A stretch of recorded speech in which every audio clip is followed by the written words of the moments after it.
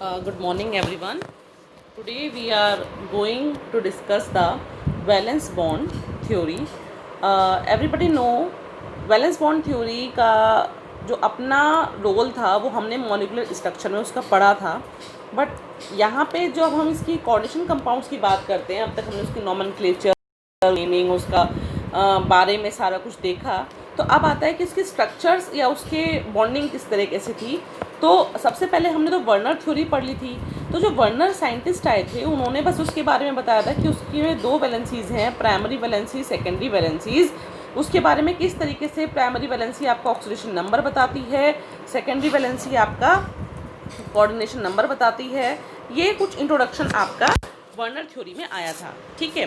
But later on structure के बारे में जब बात हुई तो वहाँ पे वर्नर थ्योरी फेल हुई, उसने कुछ एक्सप्लेन नहीं करा। देन हमारे पास कॉन्सेप्ट आया वैलेंस बॉन्ड थ्योरी। तो वैलेंस बॉन्ड थ्योरी का मेन जो बेसिक फंडामेंटल है वो उसका हाइब्रिडाइजेशन है। अब सबको पता है, 11th क्लास में पढ़ चुके हो, what do you mean by the hybridisation.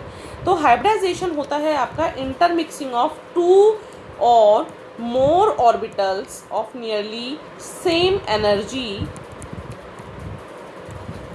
and redistributing the energy into the new forming orbitals। कहने का मतलब है अगर मेरे पास S और P हो जाता है और S की अपनी अलग एनर्जी है, P की अपनी अलग एनर्जी है, हाइब्रिडाइजेशन का मतलब हो गया हम इन दोनों को मिक्स कर दें और जो हमारा नया ऑर्बिटल बना है SP, इसके जो दो ऑर्बिटल्स बने हैं आपके, ये इन दोनों की एनर्जी आपकी इक्वल होगी, हमने उसको रीडिस्ट्रीब्यूट कर दिया। तो दिस इज़ द हाइब्रिडाइजेशन, ठीक है। तो इसको हमने कैसे यूज़ किया है, कैसे यूज़ किया इसको हमने, ये अब देखते हैं हम। हमारे पास डी ऑर्बिटल्स की बात करते हैं हम, तो डी ऑर्बिटल्स हम इस तरीके से देखेंगे कि n-1 डी ऑर्बिटल भी होता है और आपका एक n-d ऑर्बिटल होता है। अब बच्चों को कन्फ्यूजन रहती है, मैम ये क्या मतलब हुआ। ये बात हो गई कि जैसे 3d 4s 4p, ठीक है। तो क्योंकि 4s से 3d 4s के बाद में फिल होता है, तो ये वाला 3d यानी कि n-1। वहीं पे nd की जो हम बात करते हैं, इसका मतलब जब हमारे पास फोर्थ ऑर्बिटल स्टार्ट हो गया 4s 4p, तो ऑब्वियसली 4s 4p, तो यहाँ पे 4d भी होगा, ठीक है। तो ये तो यानी कि जब हमारा हाइब्रिडाइजेशन में d अंदर वाला यूज़ होगा 3d n-1, तो इसको हम बोलते हैं इनर ऑर्बिटल कॉम्प्लेक्स, और वहीं पे जब हमारा आउटर वाला यूज़ होता है उसे हम बोलते हैं आउटर ऑर्बिटल कॉम्प्लेक्स। नाम से पता लग गया क्यों, क्योंकि अंदर वाला यूज़ हो रहा है इसलिए इनर ऑर्बिटल, बाहर वाला यूज़ हो रहा है तो आउटर ऑर्बिटल इसको यूज़ करते हैं। तो ये वैलेंस बॉन्ड थ्योरी का पहला पॉइंट था कि डी ऑर्बिटल हम कौन सा यूज़ कर रहे हैं, क्या है। इनर ऑर्बिटल को उसने नाम दिया था लो स्पिन, स्पिन का मतलब अनपेयर्ड इलेक्ट्रॉन। आउटर को उसने नाम दिया था, यहाँ लिख रही हूँ मैं, हाई स्पिन, हाई स्पिन, ठीक है। तो स्पिन यानी कि ये जो आपके अनपेयर्ड इलेक्ट्रॉन होते हैं, तो लो स्पिन यानी कि कम अनपेयर्ड इलेक्ट्रॉन होंगे, हाई स्पिन मतलब ज़्यादा अनपेयर्ड इलेक्ट्रॉन आपके होंगे। अब इसके बाद में हम एक एग्जांपल लेके चलते हैं, जैसे कि पहला एग्जांपल हम लेके चल रहे हैं इसमें आपका वैलेंस बॉन्ड थ्योरी में, दिस इज कोबाल्ट हेक्साअमीन 3+, ठीक है। उससे पहले मैं आपको एक और चीज़ बता दूं कि जो हमारे लीगेंड्स होते हैं वो हमने दो कैटेगरी में कर रखे हैं, स्ट्रॉन्ग लीगेंड और आपका वीक लीगेंड। स्ट्रॉन्ग लीगेंड वो होते हैं जहाँ पे डोनेटिंग या डोनर साइट जो होती है वो या तो नाइट्रोजन हो या कार्बन हो। एग्जाम्पल आपका हो गया जैसे CN, CO, EN etcetera, EDTA भी है ना। तो जहाँ पे या तो कार्बन नाइट्रोजन से बॉन्डिंग होती हो या कार्बन से होती हो, ऐसो को हम स्ट्रॉन्ग लीगेंड बोलते हैं। उसके अलावा बाकी सारे लीगेंड आपके वीक कैटेगरी में आते हैं, जैसे हेलोजन्स हो गए, ऑक्सीजन्स हो गए, सल्फर हो गया, फॉस्फोरस हो गया एटसेट्रा। जो भी आपके बाइंडिंग साइड जब ये हो जाते हैं तो उनको हम वीक बोलते हैं। तो ये बात समझ में आ गई स्ट्रॉन्ग और वीक होने का क्या होता है आफ्टर इफेक्ट, वो अभी हम देखते हैं। तो इसमें हमने एग्जांपल ले लिया कोबाल्ट हेक्साअमीन 3+। अब ये क्या है, आपका कोऑर्डिनेशन नंबर क्या है यहाँ पे आपका 6 है, तो इसका ऑक्टाहेड्रल होगा वैलेंस बॉन्ड थ्योरी के अकॉर्डिंग। और ऑक्टाहेड्रल में हाइब्रिडाइजेशन क्या हो सकती है आपकी sp3d2 है ना, या d2sp3। अब दोनों में से कौन सी होगी ये हम यहाँ पे देखेंगे। तो सबसे पहले हम कोबाल्ट का यहाँ पे ऑक्सीजन स्टेट निकालेंगे। कोबाल्ट का मान के चले हम x, अमोनिया पे चार्ज होता है 0 इक्वल टू स्फेयर के ऊपर है आपके +3, तो कोबाल्ट पे आपके चार्ज है x+3। तो कोबाल्ट का इलेक्ट्रॉन होते हैं 27 तो कॉन्फ़िगरेशन इसका होता है 4s2 3d7। अब कोबाल्ट 3 का जब 3 इलेक्ट्रॉन आपने निकाल दिए तो आपका हो गया 4s0 3d6। तो अब आपका ये हो गया 1 2 3 4 1 2 3 4 5 6 s खाली p खाली 4s 4p3। अब यहाँ पे जो है हमारा बॉन्डिंग नाइट्रोजन से हो रही है क्योंकि अमोनिया लीगेंड है। तो नाइट्रोजन मैंने आपको क्या बताया था, नाइट्रोजन कार्बन डोनर आपके स्ट्रॉन्ग लीगेंड्स होते हैं। स्ट्रॉन्ग लीगेंड की प्रेजेंस की वजह से जितने भी आपके डी ऑर्बिटल के अंदर अनपेयर्ड इलेक्ट्रॉन हैं वो फोर्सफुली पेयर्ड हो जाते हैं। ये स्ट्रॉन्ग लीगेंड का रोल होता है कि भाई आप आए, आप अपने आने की वजह से जितने भी अनपेयर्ड इलेक्ट्रॉन्स हैं उनको आप पेयर्ड अप कर दोगे। तो नेक्स्ट क्या होगा आपका, अब जो अनपेयर्ड इलेक्ट्रॉन थे वो सारे अब पेयर हो गए।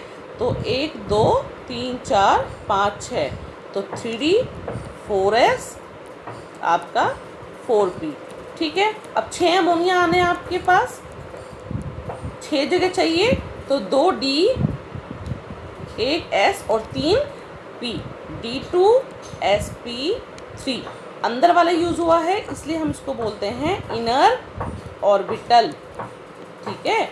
तो अमोनिया आपका कहाँ कहाँ आके बैठ जाएगा, यहाँ पे 2 3 4 5 6 अमोनिया आके बैठ गए यहाँ पे। नेक्स्ट बात आती है कि भाई इसका लोन पेयर कितने हैं इसमें, तो अब आपको कहीं इसमें लोन पेयर दिख रहे हैं, सारे के सारे पेयर है ना, ये पेयर हैं तो लोन पेयर 0 हो गया। तो यानी कि इसकी मैग्नेटिक मूवमेंट की बात करें तो ये किस टाइप का हो जाएगा, this will be come as a diamagnetic जहाँ पे अनपेयर्ड इलेक्ट्रॉन आपके 0 होते हैं, इसलिए हम इसको इनर ऑर्बिटल कहते हैं क्योंकि अंदर वाला डी यूज़ हुआ है और लो स्पिन, अनपेयर्ड इलेक्ट्रॉन इसमें कम है इसलिए लो स्पिन बोलते हैं। This is about the BBT concept जहाँ पे हम इनर डी ऑर्बिटल यूज़ कर रहे हैं, क्लियर। अब इसी का हम एक पैरेलल एग्जांपल लेके चलते हैं जहाँ पे हम लेके चलेंगे कोबाल्ट हेक्साक्लोराइड 3-। अब यहाँ पे हमने क्या करा, अमोनिया की जगह क्लोराइड यूज़ करा है, तो अब क्या होगा, सेम x निकाला, x आया आपका +3, तो कोबाल्ट +3 में ऑक्सीडेशन स्टेट आपकी अगेन वही होगी 4s0 3d6, ठीक है। 6 इलेक्ट्रॉन हो गए,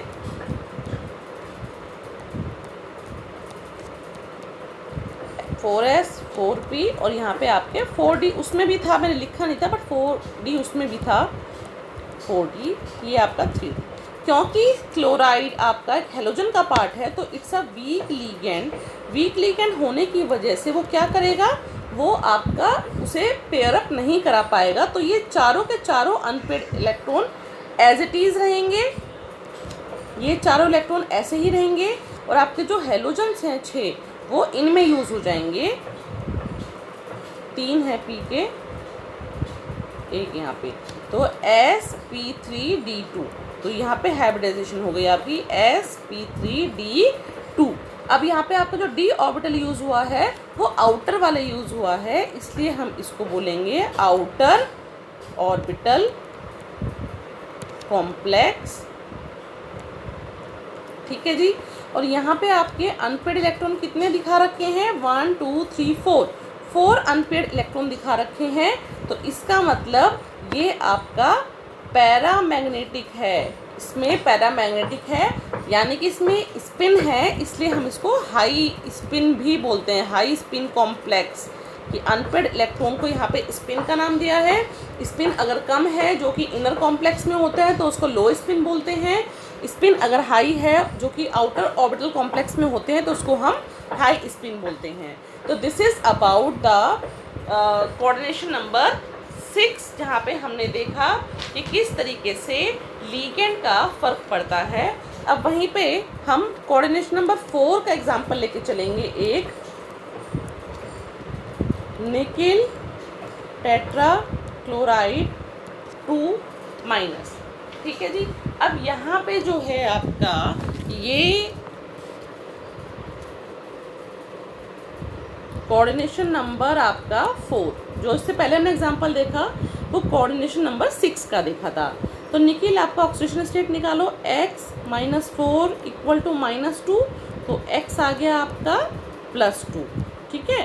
तो निकिल का इलेक्ट्रॉन होते हैं 28 पे आपका इलेक्ट्रॉनिक कॉन्फ़िगरेशन होता है 4s2 3d8, ठीक है। 2 इलेक्ट्रॉन निकल गए, निकिल 26, तो आपका हो गया 4s0 3d8। तो अब इसका इलेक्ट्रॉनिक कॉन्फ़िगरेशन लिखोगे आप डी ऑर्बिटल का। 8 इलेक्ट्रॉन है, 1 2 3 4 5 6 7 8, और अब यहाँ पे एक s 3 p। तो जब कोऑर्डिनेशन नंबर 4 है वहाँ पे आपके 2 ऑप्शन हैं, या तो sp3 होगा या आपका dsp2 होगा।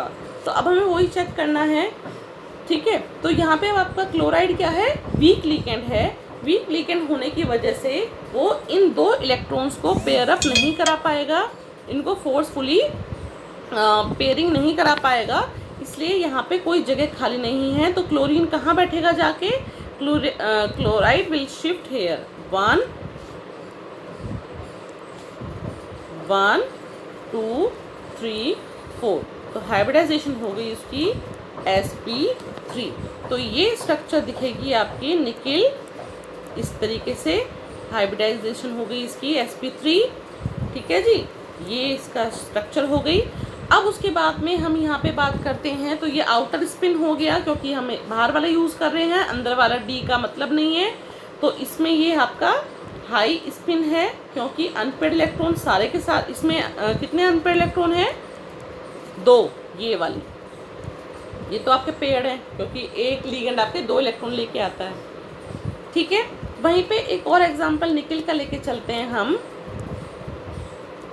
जहाँ पे हमने CN यूज़ किया है।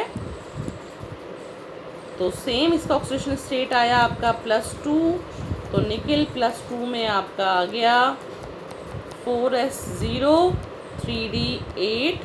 अब 3d8 आपने लिख लिया, 1 2 3 4 5 6 7 8 sp, ठीक है।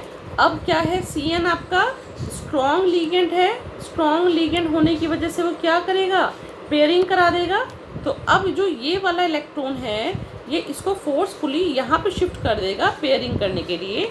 तो आपका जो नेक्स्ट आपको मिल जाएगा, 4 आपके फुल्ली पेयर्ड मिल जाएंगे, 1 आपको वेकेंट जगह मिल जाएगी, ठीक है।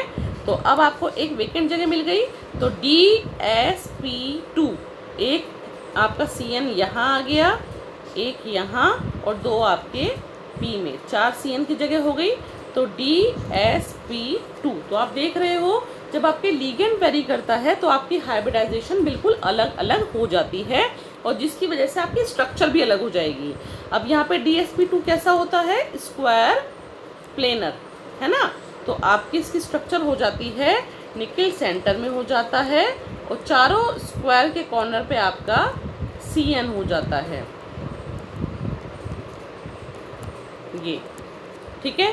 अब कोई पूछे कि भाई इसकी मैग्नेटिक मोमेंट क्या है, तो यहाँ पे अनपेयर्ड इलेक्ट्रॉन क्या हो जाएगा आपका 0, तो ये लो स्पिन हो गया क्योंकि अंदर वाला यूज हुआ है इसमें D, और लो स्पिन क्योंकि मैग्नेटिक मोमेंट इसकी 0 हो गई, ठीक है। तो क्वेश्चन यहाँ पे बच्चे इस तरीके से आता है कि आपको उसने कॉम्प्लेक्स दे दिया और उसने मैग्नेटिक मूवमेंट भी दे दी। अब वो कह रहा है जस्टिफाई करो कि इसकी मैग्नेटिक मूवमेंट यही है, कैसे जस्टिफाई करोगे, ठीक है। या फिर वो क्या करेगा, 3 नंबर में क्वेश्चन आता है predict the geometry and shape of the following molecule by VBT. तो वीबीटी यूज़ करके आपको उसकी ज्योमेट्री निकालनी है। अब जैसे एक क्वेश्चन लेके चलते हैं हम एनसीईआरटी का क्वेश्चन नंबर 9.7। 9.7 में दे रखा है उसने मैंगनीज टेट्राब्रोमाइड वाला क्वेश्चन है, 3 नंबर का क्वेश्चन है ये। कॉम्प्लेक्स दिया है और उसकी मैग्नेटिक मूवमेंट उसने 5.9 बोहर मैग्नेटन दे रखी है, ठीक है। अब वो कह रहा है predict the geometry of the complex. Geometry निकालने के लिए हम क्या करेंगे, सबसे पहले इसका x निकाल लो। x हो गया कैसे, x -4 इक्वल टू -2, तो x यहाँ पे आ गया आपका +2। तो मैग्नीज का कॉन्फ़िगरेशन क्या होता है आपका, z इसका होता है 25, तो 4s2 3d5। मैग्नीज +2 में हो जाएगा 4s0 3d5, यानी कि 5 इलेक्ट्रॉन, पाँचों के पाँचों अनपेयर्ड, S और P।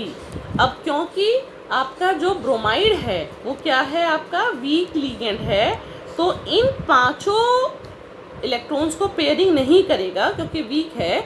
इसलिए आपका क्या यूज़ होगा, आपका यूज़ होगा sp3, sp3 यूज़ होगा। तो ब्रोमाइड आपका यहाँ पे चारों स्पेस ऑक्यूपाई करेंगे, तो ये हो गया sp3 hybridisation. Number of electron कितने हो गए इसमें अनपेयर्ड, 5, ठीक है बच्चे। अब यहाँ पे नोट करने वाली बात होती है कि मैग्नेटिक मूवमेंट निकालने का फॉर्मूला होता है n equal to mu equal to n +2, ठीक है। n होता है नंबर ऑफ अनपेयर्ड इलेक्ट्रॉन। तो अब यहाँ पे फॉर्मूले में रख दो, तो अनपेयर्ड कितना है 5, तो 5 × 7 35, तो 35 का अंडर रूट निकालोगे तो नियरली 5.9 आता है, ठीक है। तो जब हमने टैली किया तो हमारा 5.9 और इनका 5.9 है, इसका मतलब इस कॉम्प्लेक्स की जो ज्योमेट्री है वो sp3 है, टेट्राहेड्रल है, इसकी शेप आपकी टेट्राहेड्रल हो जाएगी। तो इस तरीके से आपके 3 नंबर के क्वेश्चंस आते हैं और वो बहुत इजी हैं करने के लिए। नेक्स्ट आपकी लिमिटेशन की बात कर लेते हैं, उसके बाद आपका ये वीबीटी ख़त्म हो जाएगा। लिमिटेशन में अगर हम देखें भाई, हर जो भी आपकी थ्योरीज आती हैं उसमें कुछ ना कुछ शॉर्टकमिंग्स होते हैं, ड्रॉबैक्स होते हैं, तभी कोई नई रिसर्च होती है, नई डिस्कवरी होती है, ताकि उस शॉर्टकमिंग्स को पूरा किया जाए। तो पहले ही शॉर्टकमिंग्स थी इसकी कि it involves a number of assumption, कि फैक्ट की बात ना करके ये अजम्पशन पे ही बैठा हुआ था कि ऐसा हो रहा है या वैसा हो रहा है। Second point, it does not give quantitative interpretation of magnetic data. Third, it does not explain the color. जो coordination compound जनरली आपके कलर देते हैं, तो क्यों देते हैं, क्या रीज़न है, ये नहीं बता पाया था। Does not give a quantitative interpretation of thermodynamic और kinetic stability. स्टेबिलिटी के बारे में इसने कुछ नहीं कहा कि कौन सा कॉम्प्लेक्स हीट के लिए स्टेबल है, कौन सा कॉम्प्लेक्स स्पीड के टूवर्ड्स स्टेबल है। नेक्स्ट पॉइंट कहता है कि it does not make exact prediction regarding the tetrahedral and square planar. Octahedral के लिए तो ठीक था, बट जहाँ पे कोऑर्डिनेशन नंबर 4 हो जाता है वहाँ पे जो इसकी प्रिडिक्शन थी वो बहुत हद तक फेक थी, गलत थी। उसके अलावा it does not distinguish between weak and strong ligand.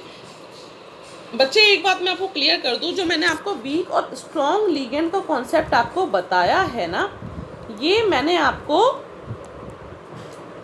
अपनी तरफ से बताया है, ये वीबीटी का कॉन्सेप्ट नहीं था वीक और स्ट्रॉन्ग। ये आप हायर क्लासेस में जाते हो तब ये वहाँ पे कॉन्सेप्ट होता है। एक शॉर्ट ट्रिक होती है कि कार्बन नाइट्रोजन वाली बात जो मैंने आपको बताई थी, ये एज सच आपके सिलेबस में नहीं है, वो तो मैंने आपको बताया ताकि आपको याद करना आसान हो जाए कि जहाँ पे भी कार्बन नाइट्रोजन डोनर देखा वो स्ट्रॉन्ग हो गया, ठीक है। तो आप ये मत सोचना कि वैलेंस बॉन्ड थ्योरी ने वीक और स्ट्रॉन्ग लिगेंड की बात की थी, नहीं करी थी।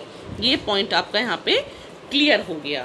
तो this is all about the valence bond theory. Now later on the next theory comes which is crystal field theory. So next class में हम क्रिस्टल फील्ड थ्योरी स्टार्ट करेंगे। टिल देन आप इस पे एनसीईआरटी के सारे क्वेश्चंस प्रैक्टिस करिए। और इसको कोई भी डाउट है तो पूछिए।